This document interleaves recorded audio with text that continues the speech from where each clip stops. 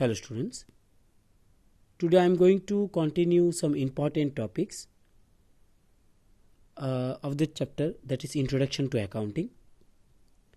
The topic is branches of accounting, limitations of accounting, accounting information and its users, system of recording. Okay, so the first topic, that is branches of accounting, are divided into 5 important separate branch. Out of that 5 important separate branch, the name of the first branch is financial accounting, then cost accounting, then management accounting, then social responsibility accounting, then human resource accounting. Here financial accounting, that financial accounting always deals with finance. Okay, so the main object of the financial accounting is to ascertain the result of profit or loss of the business, and during a particular period, that period should be accounting year, that period should be financial year, whatever is that calendar year, whatever is there, and it state the financial position, that is balance sheet, as on the date at the end of the period. So it separated, accounting is separated into 2 important major parts. The main object is to show profit or loss and show the condition of the business via balance sheet. Here profit and loss means we know that in every organization the main object of that organization is to earn profit. If any case would be there, like COVID-19 case, if any case in the business which is very dangerous for any kinds of business, in that situation the business will earn loss. Okay, so and the balance sheet is one kind of a mirror of any kinds of business. ये mirror मैंने क्या किस लिए बोला, देखो तुम लोग अभी क्लास 11 में हो, तुम लोग क्लास 4 और 5 में भी थे, तुम लोग क्लास 6 और 7 में भी थे. सोचो ये क्लास 1 और 2 में तुम लोग जब थे, उस समय तुम लोगों का जो पढ़ाई करने का तरीका था और आजकल जो तुम लोग पढ़ाई कर रहे हो, इसमें बहुत सारा अंतर हो रहा है. यानी तुम लोग अभी ग्रो कर रहे हो ना, तो बहुत कुछ तुम लोग अभी पढ़ रहे हो, समझ रहे हो, और इसको तुम अप्लाई कर रहे हो अपने रेगुलर लाइफ में. ठीक है, तो ये जो चीज़ है वो तुम्हारे ग्रोइंग के साथ जुड़ा हुआ है. तो सेम तरीके से कोई भी बिजनेस, अगर जब वो बिजनेस शुरू हुआ था और आज जो बिजनेस अभी है उसमें अगर अंतर देखोगे तो बहुत अंतर तुम लोगों को मिलेगा. वो अंतर कहाँ पे तुम लोगों को दिखाई देगा, वो बैलेंस शीट में दिखाई देगा. फॉर एग्जांपल टाटा 1960 में जैसा था, अभी 2020 में उसका ग्रोथ और भी ज़्यादा बढ़ गया. सो 1960 में भी बैलेंस शीट हुआ था, 1961 में भी टाटा ने बैलेंस शीट किया था, और 2020 में भी टाटा ने बैलेंस शीट किया. अगर टाटा देखेगा अपना कंडीशन बिजनेस का, वो 1960 का अगर देखेगा और ये कंपेयर करेगा 2020 से, उसको आसानी में समझ में आ जाएगा कि उसका हालत क्या है और उसका अभी बिजनेस का जो डेवलपमेंट हुआ है वो कितना हुआ है. सो ये सब कुछ कोई भी बिजनेस में दिखाई देता है अपने बैलेंस शीट के अंदर. ठीक है, सो ये balance sheet is one of the important tools of any kinds of organisation. तो that's why that balance sheet will be seen in financial accounting. Next one is cost accounting. The object of cost accounting is to find out the cost of goods produced and services rendered by a business. It also helps the business in controlling the cost by indicating avoidable losses and wastage. That cost accounting is one of the important tool. For example, तुम्हारे सामने अभी सोचो कि एक water बोतल है तुम्हारे सामने. अभी उस वाटर बोतल और तुम्हारे सामने सोचो कि एक क्लासमेट का एक कॉपी है. सोच लो कि एक क्लासमेट का कॉपी है. उस क्लासमेट का कॉपी के नीचे देखना, पीछे में नीचे देखना वो एमआरपी लिखा हुआ है। उस एमआरपी में जो प्राइस दिया है, सोचो कि ये वो प्राइस है 80 रुपीज़। ओके, उस 80 रुपीज़ के अंदर कुछ प्राइस है प्रोडक्शन का जैसे कि 60 रुपीज़, कुछ प्राइस है लेबर का जैसे कि 10 रुपीज़, और कुछ प्राइस है अपने प्रॉफिट का यानी 10 रुपीज़। सो ये तीन चीज़ को डिवीजन हुआ है। ये डिवीजन कहाँ पे डिस्ट्रीब्यूट होगा? वो प्रोडक्ट का कॉस्ट के ऊपर डिस्ट्रीब्यूशन होगा। वो डिस्ट्रीब्यूशन हम लोग को कॉस्ट अकाउंट में वो समझ में आ जाएगा। Okay, next one is management accounting. That management accounting, always remember that thing, to object of management account is to supply relevant information to at appropriate time to the management, okay, so that they can take important decisions and control effectively. The main concern of that management accounting is to take decision and control the business by that management. हम लोग अगर management को distribution करेंगे, manage plus man plus T, ये देखो जो MBA करे, जो स्टूडेंट्स अभी सोच रहे हो कि एमबीए करेगा और बीबीए करेगा, उन लोगों के लिए मैं ये चीज़ बोल रहा हूँ। मैनेज मैन टी यानी मैनेज करो मैन को tactfully is equal to management. So ये जो मैनेजमेंट में बोल रहा हूँ, ये मैनेजमेंट कहाँ से आया है? ये मैनेजमेंट मैनेज टैक्टफुली करने से वो मैनेजमेंट तुम लोग को समझ में आ जाएगा। ओके, तो ये चीज़ याद रखना। सो ये मैनेजमेंट कहाँ से आया है तुम लोग को अभी पता चल गया। सो ये चीज़ याद रखो। इसके बाद है social responsibility accounting. It is the accounting for social cost incurred by the enterprises and social benefit created. Okay, so example of the social responsibility accounting is financial aid to the weaker sections of the society, employment generation, free education, the free education or low cost education to the children of weaker section, that section of the that society, etc. will be there, is the part of social responsibility accounting. यानी इसको अगर हिंदी में बोलेंगे तो समाज के अंदर कोई समाज के ऊपर कोई रेस्पॉन्सिबिलिटी है, कुछ रेस्पॉन्सिबिलिटी हम लोग को रहना पड़ेगा। जैसे कि ओएनजीसी क्या करता है, ओएनजीसी जो उन लोगों का जो एक्सट्रैक्शन होता है, एक्सट्रैक्शन मीन्स जो लेता है हम लोगों के मिट्टी से जो गैस वगैरह जो लेता है, तुम लोग ये समझ लो कि ओएनजीसी सोशल रेस्पॉन्सिबिलिटी भी ज़्यादा करता है। कैसे सोशल रेस्पॉन्सिबिलिटी उन लोग कैसे करता है? फॉर एग्जांपल, अगर कोई भी एक हॉस्पिटल फ्री ऑफ कॉस्ट में ओएनजीसी ने बना दिया, अगर कोई भी एक स्कूल खड़ा कर दिया कोई भी स्लम एरिया में, तो ये सोशल रेस्पॉन्सिबिलिटी का ही पार्ट हुआ। ओके, सो ये social responsibility is one of the important tools for any kinds of accounting.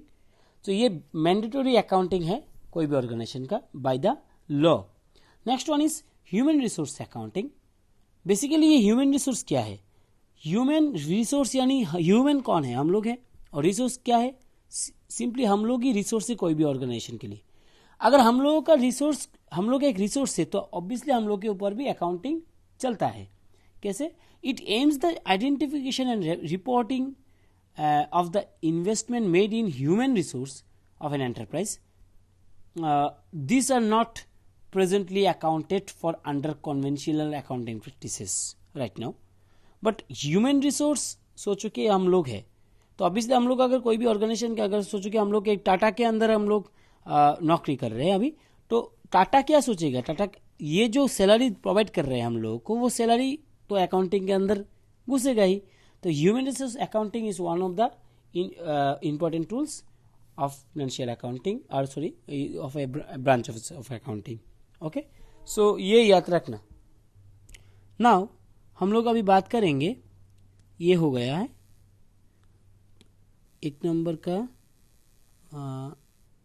Branches of accounting हो गया है। अभी लिमिटेशंस ऑफ अकाउंटिंग को लेके हम लोग अभी बात करेंगे। Point number 2, limitation of accounting. Okay, ये टॉपिक नंबर 2 है। सो इसके अंदर क्या हम लोग सीखेंगे? इसके अंदर हम लोग सीखेंगे, पहला पॉइंट है no record of important non-monetary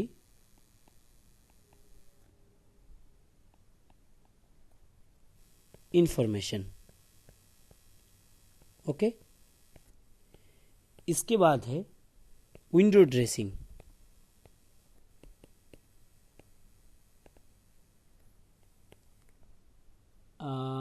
इसके बाद है basically it is a subjective approach.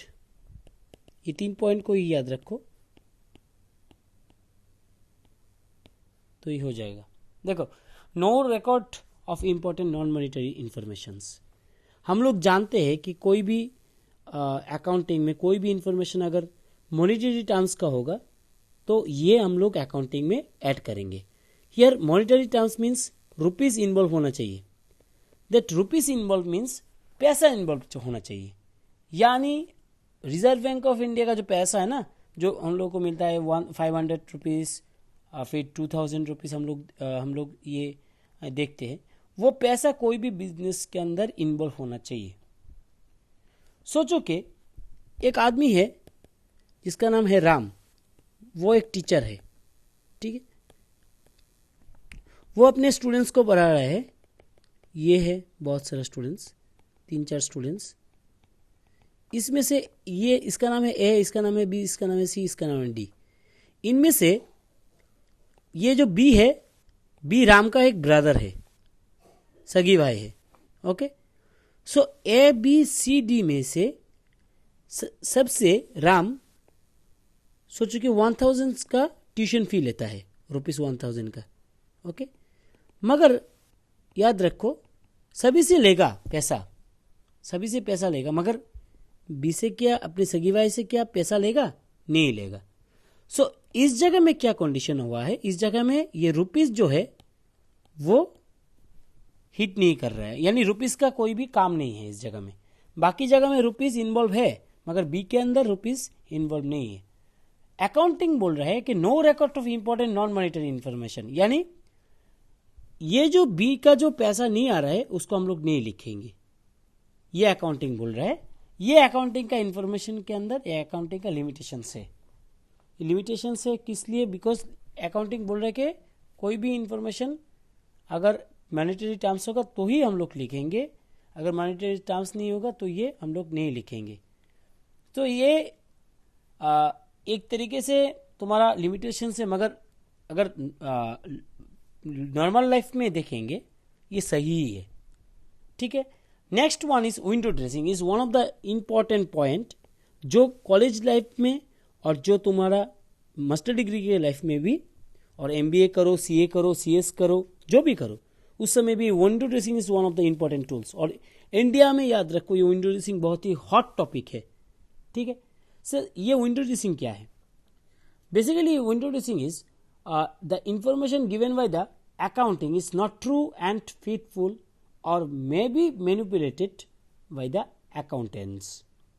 When accounts are manipulated and present the accounting information to show the better position of the business, then the actual position, it is known as window dressing. Okay, in such a situation, results provided by the accounting informations are not true and fair and do not show the actual financial position of the business. याद रखो मैंने क्या बोला? Window dressing means manipulation of the books of accounting. It is manipulation में, okay ये इसको ठीक तरह से लिखता हूँ, मैनिपुलेशन ऑफ नहीं लिख के इसको इन लिखता हूँ, in books of account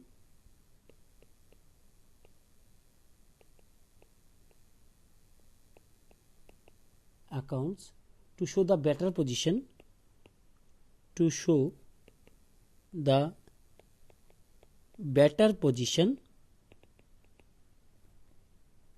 of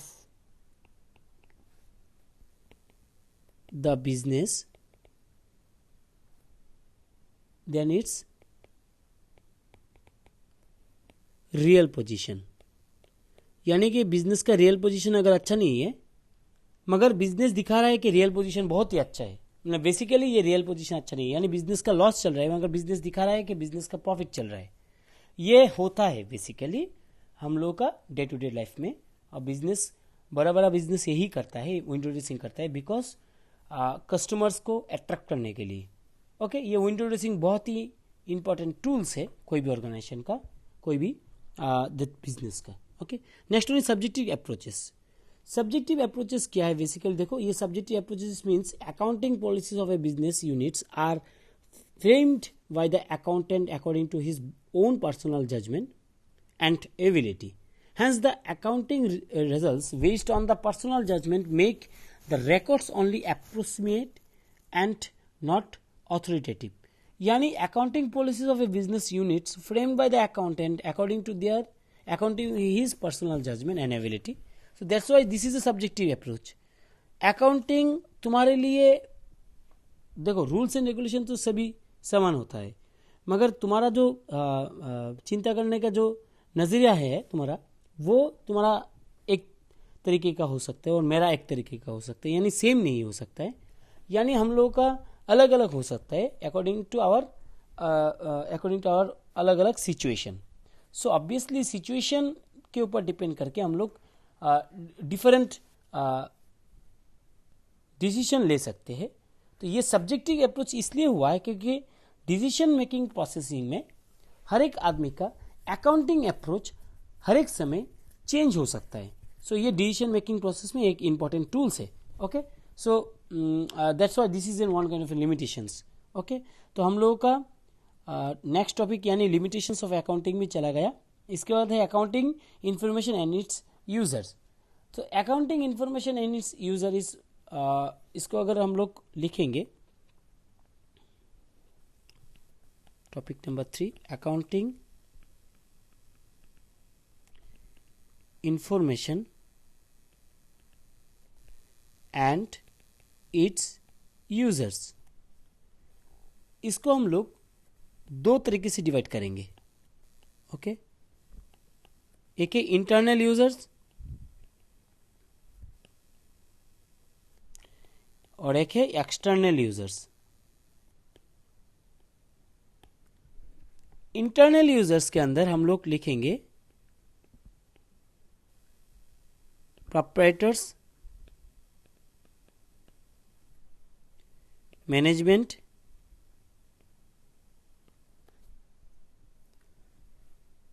employees. और एक्सटर्नल यूजर्स के अंदर हम लोग लिखेंगे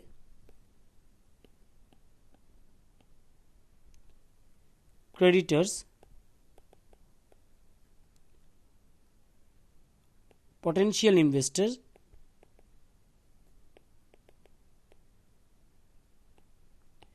इन्वेस्टर होगा, ये इन्वेस्टर्स वी होगा, INVESTORS, consumers, government, stock exchanges, then newspapers और भी बहुत कुछ है, हम लोग इस जगह में ही लिखेंगे, यही मेरा लास्ट है। सुनो, अकाउंटिंग इंफॉर्मेशन एंड यूजर्स, ये दो तरीके से हम लोगों ने डिवाइड किया, एक है इंटरनल यूजर्स, एक है external users. That internal users and external users में डिफरेंस क्या है? इंटरनल यूजर्स यानी उस कंपनी के अंदर जो जो यूजर है वो है इंटरनल यूजर, उस कंपनी के बाहर जो जो यूजर्स है वो है एक्सटर्नल यूजर्स। देखो, प्रोप्राइटर कौन है? Proprietor is one of the owner of that business. यानी proprietors और owner of the business need accounting information to estimate the trading results of the business, its financial position towards the end of the accounting period and future prospects of the business. Next one is management. Management requires accounting information for planning and controlling purpose. Remember that thing. Management always requires accounting information for planning and controlling purpose. By proper use of this information, management can help improve efficiency and thereby increase profit of the enterprises. Okay. Next one is employees. Obviously, one of the important part of any kinds of organization is employees.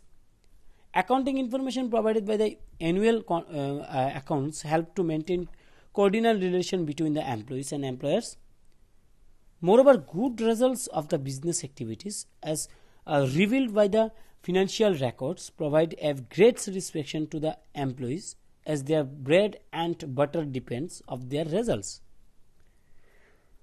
So, in this business concern in which profit sharing schemes are introduced, that's why that employee become very much interested in knowing how the profit has been ascertained.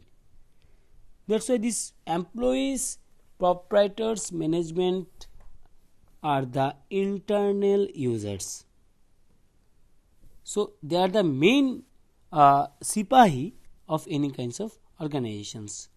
Next one is external users. तो internal users हो गया. अभी external users के बारे में बोलेंगे. External users के अंदर हम लोग देख रहे हैं ये वाला, यानी creditors, potential investor, consumers, government, stock exchanges and newspapers. Here creditors means from where they credit the money. So the person who to whom business owes money are called creditors in simple word. Since they have advanced some money or money owed to the business, the fate is tagged to the prosperity of the concern. So sound financial position of the business will win their faith of the further credit, and it's very they can know from accounting information. So creditor is one of the important persons of any kinds of organizations. Next one is potential investor. Potential means those who interest to invest in your organization, in this organization, in that organizations. So organizations के अंदर जो आदमी पैसा लगाना चाहता है उसको हम लोग पोटेंशियल इन्वेस्टर भी कह सकते हैं. It is only after getting a details information about the profitability of the concern that investors take decisions regarding investment to be made in that particular businesses. According to accounting information is a great use of them in this connection. Okay. Next one is consumers. consumers कौन है तुम लोग जानते हो? कोई भी big बाजार के लिए हम लोग है कंज्यूमर्स. सो इसको लेके मैंने बात करने का कोई ज़रूरत नहीं है, हम लोग जानते हैं कंज्यूमर्स कौन है. इसके बाद गवर्नमेंट. यस, गवर्नमेंट भी इंटरेस्टेड है तुम्हारे ऑर्गेनाइजेशन के ऊपर, कोई भी ऑर्गेनाइजेशन के ऊपर. और फॉर एग्जांपल बिग बाज़ार का क्या प्रॉफिट आ रहा है क्या नहीं आ रहा है गवर्नमेंट भी जानना चाहता है. गवर्नमेंट ये जानेगा बिकॉज गवर्नमेंट टैक्स फिक्स करता है, सेल्स टैक्स लेता है हम लोग से, जीएसटी लेता है उस बिग बाज़ार से. So government is one of the important users, external users. Next one is stock exchange. Yes, stock exchange also require accounting information for listing of securities and other matters connected with the stock dealings. इसको लेके बात करेंगे next कुछ दिन के बाद हम लोग इसको लेके बात करेंगे स्टॉक एक्सचेंज को लेके. ये सोच लो कि कोई भी शेयर मार्केट में स्टॉक एक्सचेंज एक इम्पॉर्टेंट पार्ट है. Okay. Next one is newspaper. Yes, हम लोग अगर कोई भी नेशनल न्यूज़पेपर के देखेंगे जिसकी टाइम्स ऑफ इंडिया हो गया, वो नेशनल न्यूज़पेपर में देखना, रिलायंस बोलो, टाटा बोलो, हर एक कंपनी का पूरा अकाउंटिंग डेटा शो करता है उस न्यूज़पेपर में. तो that various details or weekly magazine especially related to economic matter need accounting information of various business units for bringing them to the knowledge of general public because of their interest. Okay, so external users के अंदर हम लोग का बात हो गया. अभी देखेंगे और क्या बाकी है. ये भी हो गया. इसके बाद सिस्टम्स ऑफ रिकॉर्डिंग अभी हम लोग बात करेंगे सिस्टम्स ऑफ रिकॉर्डिंग के लेके.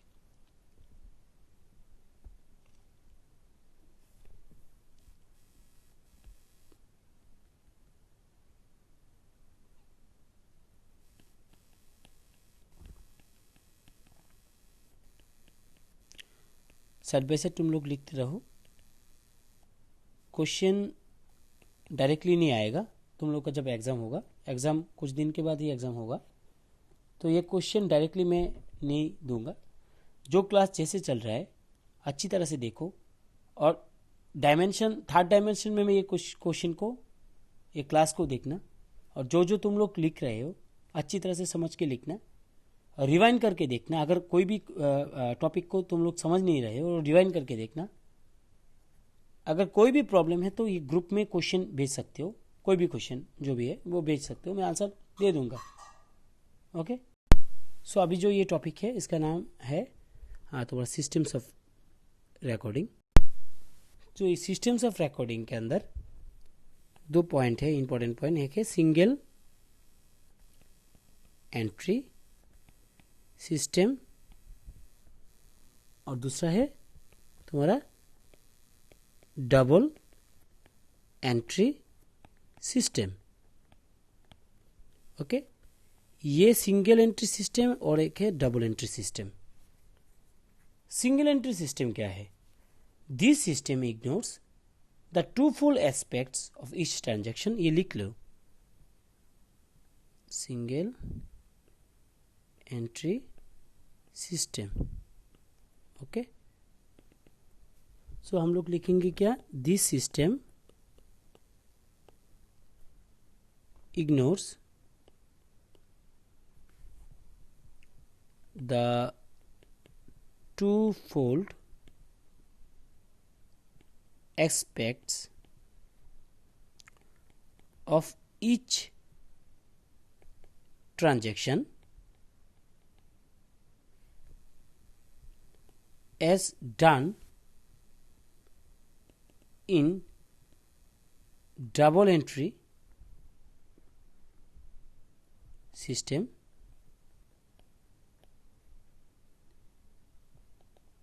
In this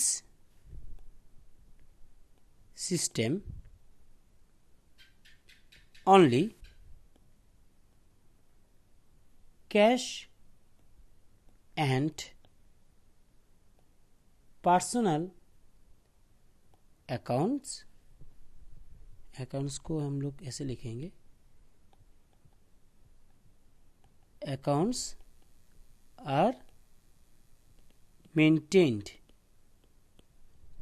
दोबारा से बोलो. This system ignores the two fold aspects of each transaction as done in double entry system. In this system only cash and personal accounts are maintain. Remember, only cash, मैं दोबारा से repeat कर रहा हूँ, only cash and personal accounts, only cash and personal accounts are maintained. Okay. So this system economical but most unscientific, basically incomplete and defective, as it offers no check, no accuracy of the posting of safeguard against the fraud. Next one is double entry system. Double entry system. Okay. So ये है double entry system. This is that system of bookkeeping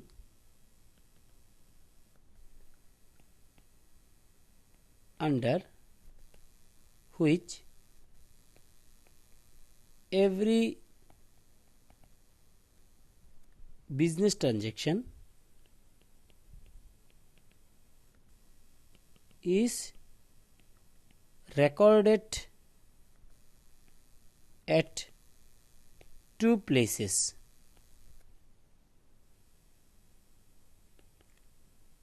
This system is based on dual concept.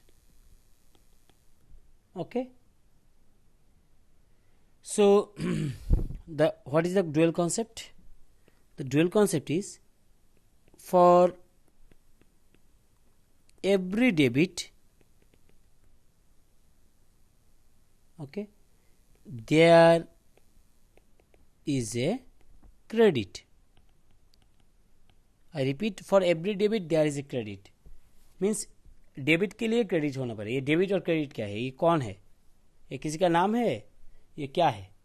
ये debit credit कुछ किसी का नाम नहीं है, simply ये अकाउंट का दो इम्पोर्टेंट टॉपिक, इम्पोर्टेंट जो बेसिकली ये एक फिनेंशियल टर्म है, फिनेंशियल साइन है जो यूज होता है फिनेंशियल इफेक्ट के ऊपर ये यूज होता है। यानी basically there are two science used in accounting to present the financial effect of the each and every transactions. So every transaction के अंदर डेबिट भी हो सकता है, क्रेडिट भी हो सकता है। सो कैसे होगा, क्या होगा, हम लोग बाद में देखेंगे। तो ये चीज़ याद रखो, ट्रांजेक्शन्स क्या है। सोचो कि एक आदमी ने कुछ टीवी वगैरह खरीदा, तो ये एक ट्रांजेक्शन हुआ। A man purchase TV for ₹10,000। सोचो कि ये ऐसा हुआ है। तो देखो ये क्या हुआ है, इसमें दो ट्रांजैक्शन हुआ है। कैसे? एक जगह में टीवी घर में आया है, ये है उस आदमी का घर, इसमें टीवी घर में आया है और घर से क्या निकला है, पैसा। तो एक चीज तो आ रहा है, एक चीज जा रहा है। सोचो कि एक चीज जो आ रहा है उसका नाम है डेबिट, जो जा रहा है उसका नाम है क्रेडिट। ऐसे ही सोचो, बाद में हम लोग बाकी बात करेंगे। सो हर एक ट्रांजैक्शन के अंदर दो चीज होता है, पैसे को लेके और दैट एसेट को लेके। तो वही चीज इस जगह में बोला है कि for every debit there is a credit. Debit होगा तो क्रेडिट भी होना चाहिए। ये कहाँ पे लिखा है? ये डबल एंट्री सिस्टम में के अंदर ये आता है। और double entry system is one of the important topic of accounting. So ये चीज़ याद रखो। और द डबल एंट्री सिस्टम जो है वो इन्वॉल्व किसने किया था? फ्रा लुका पासियोली। ओके, फ्रा लुका पासियोली ने ये इन्वेंट किया था। सो आज का क्लास इस जगह में ही ख़त्म होगा। सो तुम लोग ये देखो अच्छी तरह से और अच्छी तरह से नोट डाउन करो। और जो स्टूडेंट्स अच्छी तरह से नोट डाउन कर रहे हैं, क्या कर रहे हैं, नहीं कर रहे, मुझे पता चल जाएगा कुछ दिन के अंदर बाद। जो क्वेश्चन होगा वो क्वेश्चन टेक्निकल क्वेश्चन होगा अकाउंट्स का, वो जैसा मेरा क्लास चल रहा है उसके ऊपर बेस्ड करके वो क्वेश्चन होगा। और जो क्वेश्चन जो अटेंड कर सकेगा, ये समझ लो वो क्लास भी अच्छी तरह से अटेंड कर रहा है। ठीक है, तो आज के लिए इतना ही। नेक्स्ट दिन में हम लोग और कुछ टॉपिक को लेके बात करेंगे और ये चैप्टर ख़त्म हो जाएगा नेक्स्ट दिन। Okay, bye. तो अच्छी तरह से ये नोट डाउन करो और इसको अच्छी तरह से पढ़ते रहो।